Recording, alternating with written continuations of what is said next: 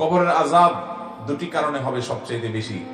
তার একটি হলো পেশাব থেকে ভালো করে পবিত্রতা অর্জন না করা, আরেকটি হলো চুগলখড়ি করা। নবী করিম সাল্লাল্লাহু আলাইহি ওয়াসাল্লাম বলেছেন যে কবরের আযাবের অন্যতম প্রধান কারণ হলো এই দুটি। এই চুগলখোর ব্যক্তি নাম্মাম, সে জান্নাতে প্রবেশ করবে না। নবী সাল্লাল্লাহু আলাইহি ওয়াসাল্লাম বলেছেন লা ইয়াদখুলুল জান্নাতা নাম্মাম, নাম্মাম জান্নাতে যাবে না। চুগলখড়ি যে কত নিকৃষ্ট একটা চরিত্র, আমাদের সমাজের চতুর্দিকে তাকালে দেখবেন চুগলখোর আর চুগলখোর। আপনার সামনের কাছে যায়, আপনার সামনে যায় আপনার কাছে ভালো সাজবে, আবার আরো জন কাছে তার কাছে ভালো সাজবে, আছে না নাই? এই চুগলখোরের চরিত্র কোন ইমানদারের মধ্যে থাকতে পারে? ইমানদার সব সময় অন্যের কল্যাণকামী হবে।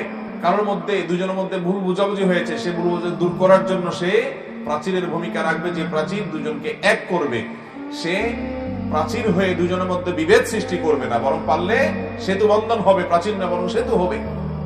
আল্লাহ রাব্বুল আলামিন বলেছেন ইন্নামাল মুমিনুনা ইখওয়াহ ফাআসলিহু বাইনা আখাওয়াইকুম, নিশ্চয়ই ইমানদাররা সবাই ভাই ভাই, অতএব তোমরা ইমানদারদের মধ্যে কোনো গন্ডগোল, কোনো ভুল বুঝাবুঝি, কোনো মতমানের পার্থক্য, কোনো মনোমালিন্য হলে এটাকে সংশোধন করে দিবে, এটাকে দূর করে দিয়ে তাদের মধ্যে ঐক্য সৃষ্টি করার চেষ্টা করবে। আল্লাহ তাআলা আমাদের সবাইকে সেটা করার তৌফিক দান করুন।